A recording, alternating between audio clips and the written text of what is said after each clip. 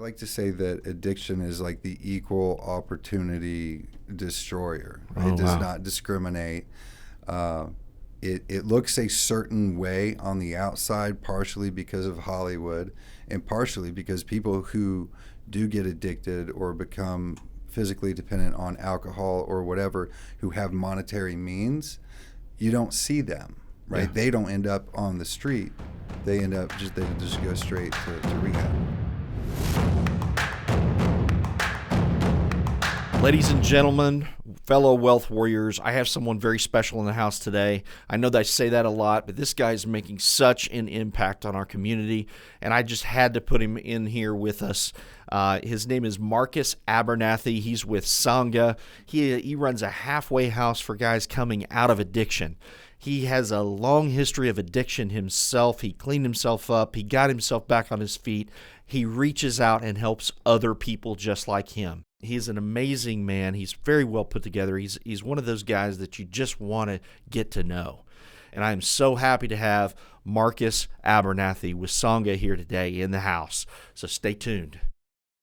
Marcus, man, hey, thanks for being here today. Thanks for having me. You're one interesting fellow, and I want everyone to know about you, about Sangha, about what all that you do. So I'm going to start with what you do right now. Sure. And then I'm going to take you through a little bit of history. I'm going to make you go back in time. Okay. Maybe feel some of those things you might not want to feel as guys. We don't want to feel that pain we've been through in business. But I want to hear your story, your full story. But tell me about Sangha now. Sure. So Sangha is an interesting mix of a men's recovery community and a life skills program. So imagine a halfway house on steroids, if you will. It's a nice house. We have staff who teach our men over a 6-month period while they live with us how to kind of just get back on their feet, substance free, and reintegrate back into the community as productive and socially responsible men. So I have had a history myself of having an alcoholic stepfather, some things of that nature, and history of being the victim of a lot of that addiction. Yep. So I kind of understand it from a point of view of why it's needed. And there's a lot of people out there who probably had family members or husbands or wives or sons or daughters go through this. And I know a lot of people that have had issues with substance abuse and things like that. And what this is needed in our community is just phenomenal. So is there just one place? I mean, are we going to be moving to, are we getting, we probably have a need for 500,000 of these across the nation, probably Sure. helping people. But in your kind of 3-foot world of where you're at, what are your plans? Are you actually expanding? Or are you... Yes, we've been expanding much quicker than we anticipated. So right now we have a 3-bedroom house, and then we have both sides of a duplex that we house our guys in.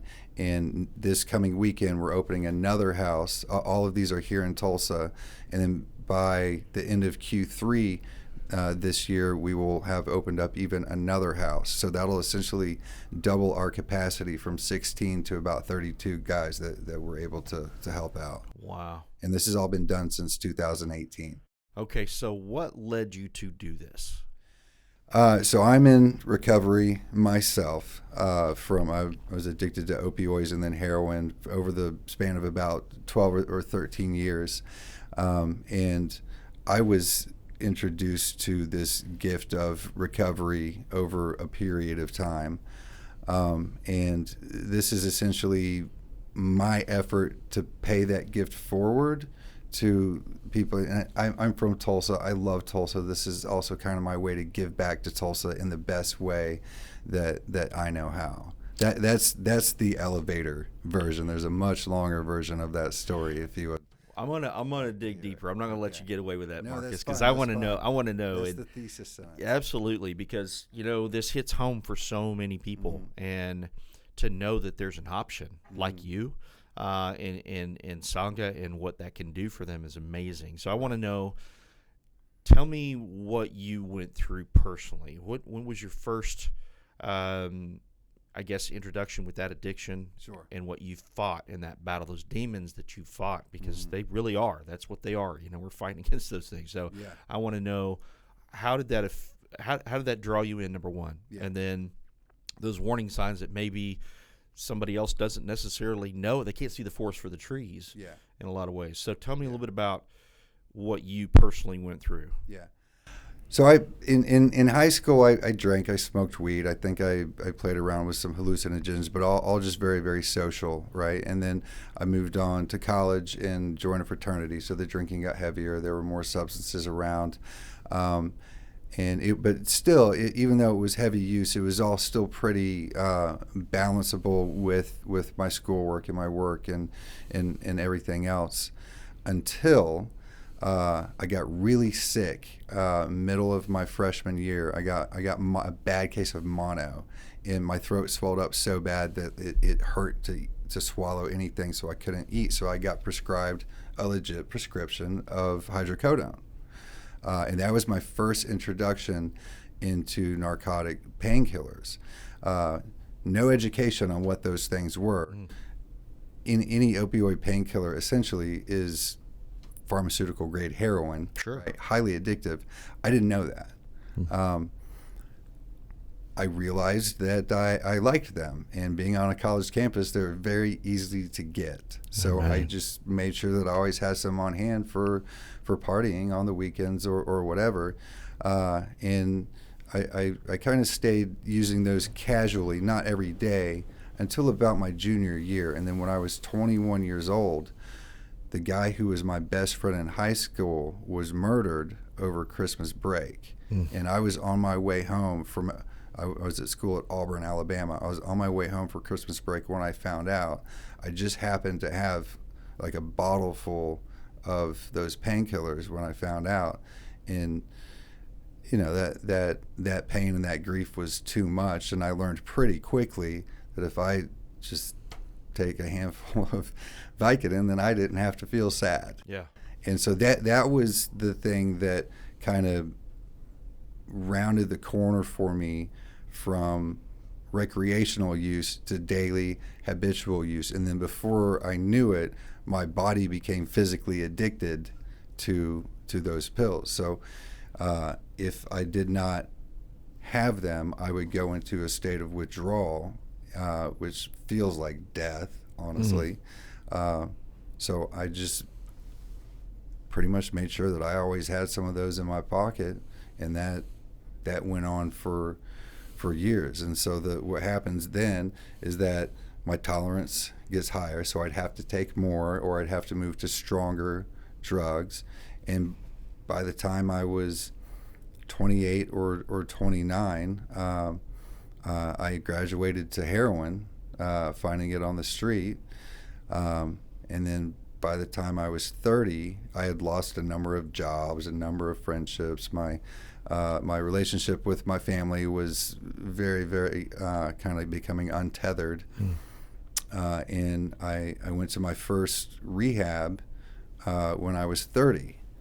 And over the next 5 years, I probably went to 6 different rehabs and maybe 10 different detox facilities because I just couldn't get it right.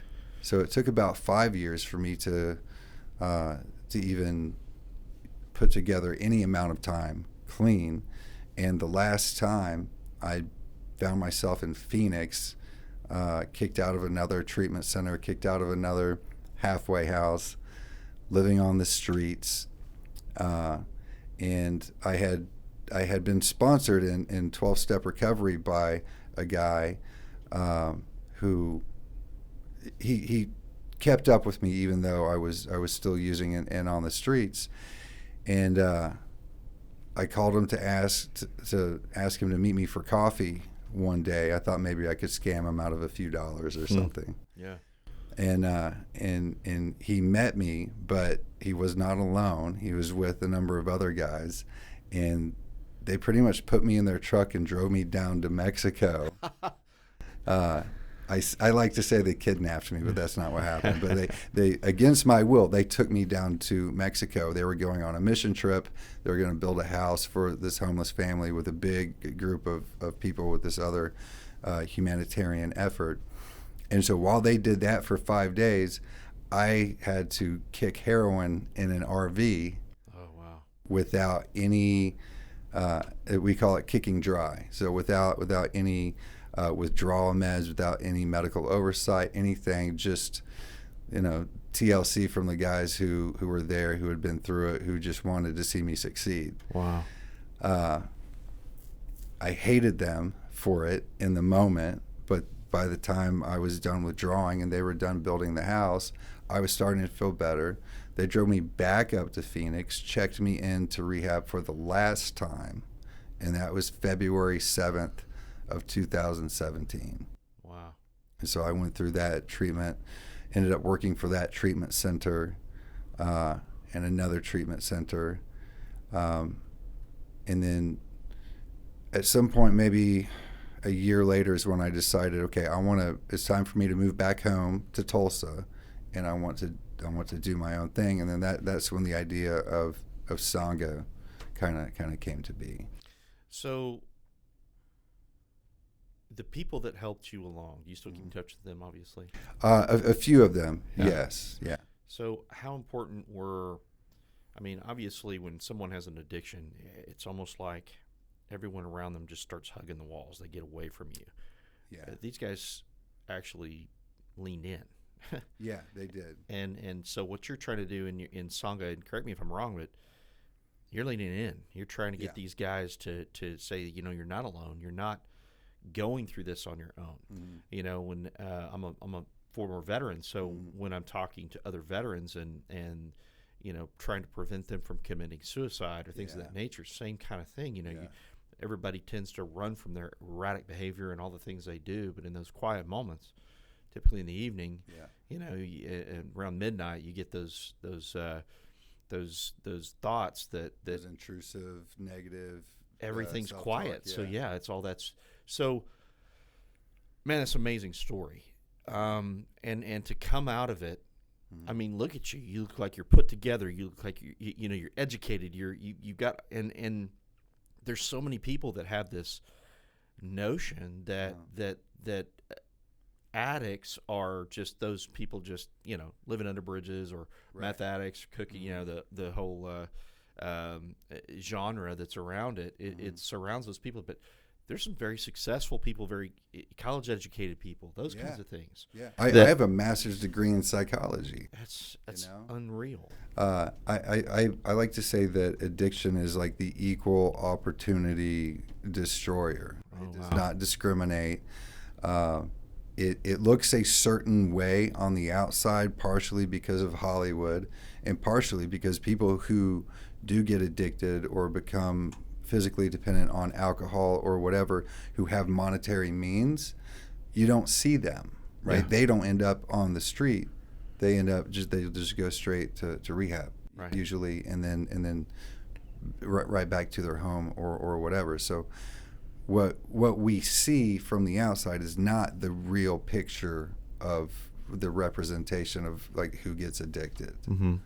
Some of the smartest and some of the kindest, most spiritually fit people I've ever met have been people who had really, really bad drug problems. It is not a moral failing, even though we do get vilified quite often. Yeah, and what's interesting is it's not something you just walk out on the street one day and decide to do heroin. It's a slow burn. It's something you start out with pills or something was prescribed, and it just sneaks up on you, and then you don't realize it until you're too far gone. It's too late. Yeah, no education. So you mentioned the fact that you were in and out of these rehab facilities. You obviously learned some things from going in and out of those, but it wasn't enough to significantly change your life.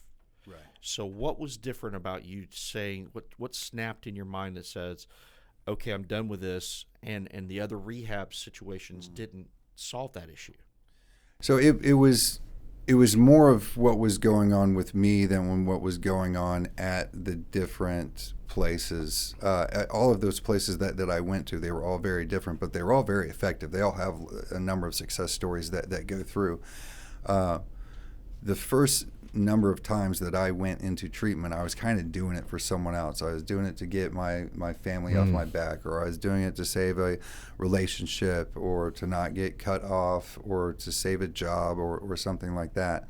But this last time, I was homeless. I was on the streets. I had accepted the fact that I'm probably going to die this way, right? I had lost all love and respect for myself. And then this group of guys came in and showed me love at a point where I could not love myself, and they loved me back to health, essentially, even though I hated them for it. Yeah. But it was a kind of tough love that I guess I needed. But the last time I went into treatment, I did it for myself, and I think that was the main difference. Right. And so, what you've seen in all those facilities, all those different things, what's different about Sangha than those things to make it? Because you've obviously learned what worked, what didn't work, from a point of view, and really getting down deep into what's wrong with the our inner child, our inner adult, inner person. How do you connecting with that? What's different than all of those?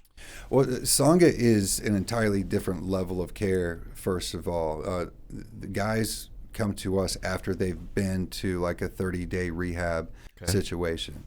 But what makes us different from other sober living programs is that we do have that life skills program that is a continuation of what they were doing while they were in rehab. Because like when you're 3 or 4 days clean, in 30 days, you're not going to learn anything. You're barely going to reach an equilibrium inside your brain and your body. Wow. So it really doesn't make sense for your entire rehabilitation experience to just end after 28 days. So we try to take that and extend it to up to 6 months, because we feel like, and there's some medical data to back this up, that your brain and your body will reach a sense of homeostasis by then, and you reach a point where you're normally functioning without the highs and the lows that come with early recovery. So that's one of the main differences. The other main difference is that we are a 501c3. We're a not-for-profit organization. A lot of people get into the recovery business with the right heart, but then they realize that there's not a lot of money in it, and then they start making bad decisions based on money that don't necessarily serve the people that they're trying to help. And I didn't ever want to be accused of that. I didn't want to find myself in that situation. And growing up in Tulsa and knowing that this town is a uniquely philanthropic place, I knew that I could get Sangha off the ground relying on a tremendous amount of goodwill from the city. So there's a number of foundations in Tulsa. You see their names all over the place. Hardesty, Zero, Kaiser, all of those. Yeah. We receive grant money from them.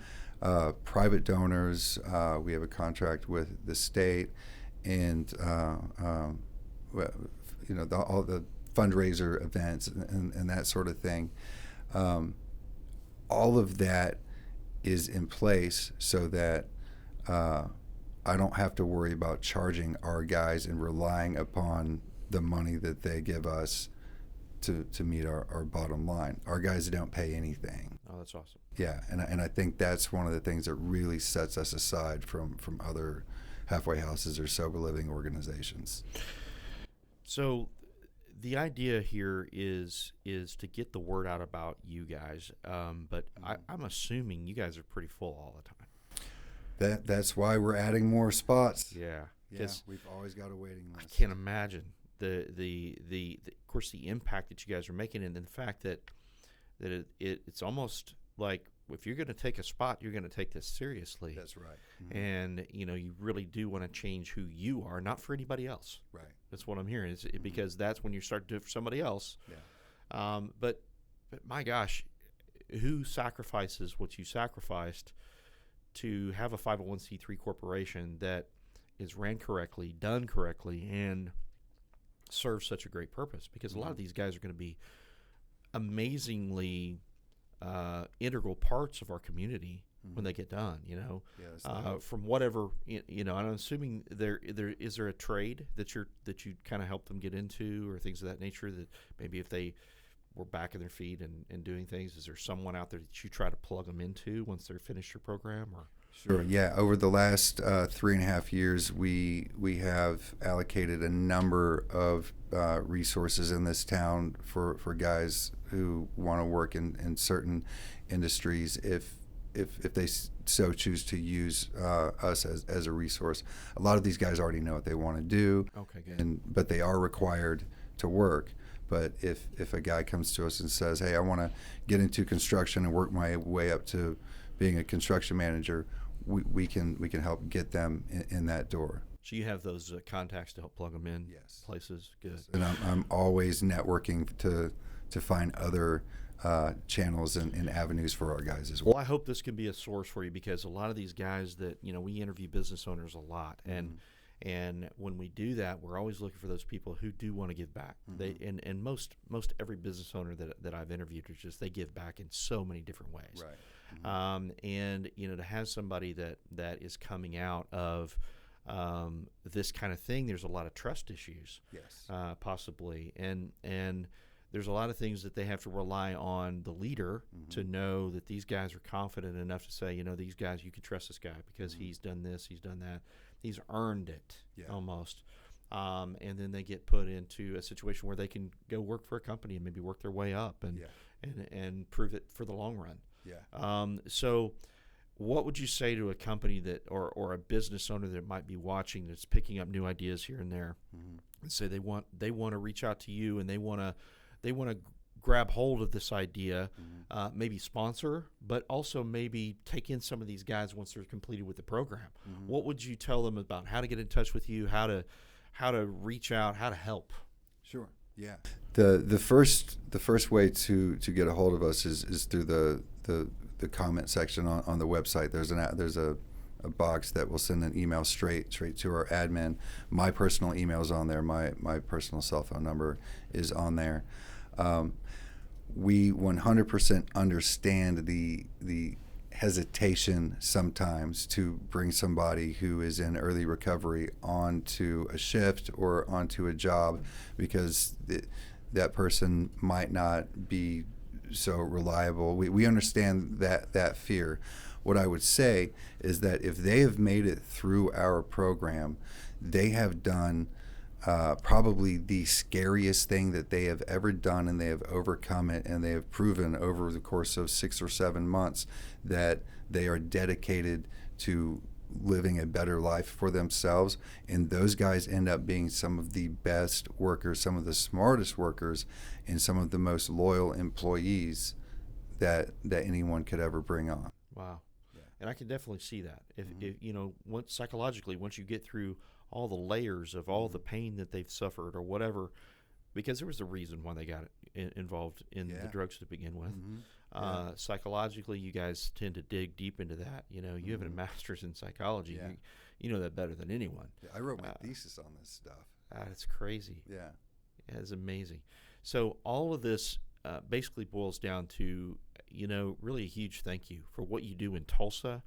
I mean, these are people right on the ground. Yeah. Right in our society amongst us, that and everybody within the sound of my voice knows somebody that is either dealing with something like this or maybe is susceptible to possibly dealing with something like this, seeing Absolutely. the signs. Anytime I go and speak in front of a large audience, I always go through this exercise to demonstrate that point. I say, raise your hand if you have been in any way, directly or indirectly, influenced or affected by addiction or alcoholism, and invariably everybody in the room will raise their hand. Wow. Okay, so tell me the website they need to go to one more time. Okay, sangatulsa.org. Okay. That's spelled SANGHA. Okay. the city, Tulsa.org. And we'll put that up on the video as well and in the comment bar to make sure that these guys know right where to go. Okay. Marcus Abernathy, man, thank you so much for all you do for appreciate Tulsa, you for having everything. me. Yeah, this has been awesome. I can't imagine the things that you've had to overcome to get to this point. and man, you look amazing. It's obviously you are a shining light to a lot of those guys, and an example because you've been through it. I hope so. that is awesome. Thank you so much for coming. Thank you for having me.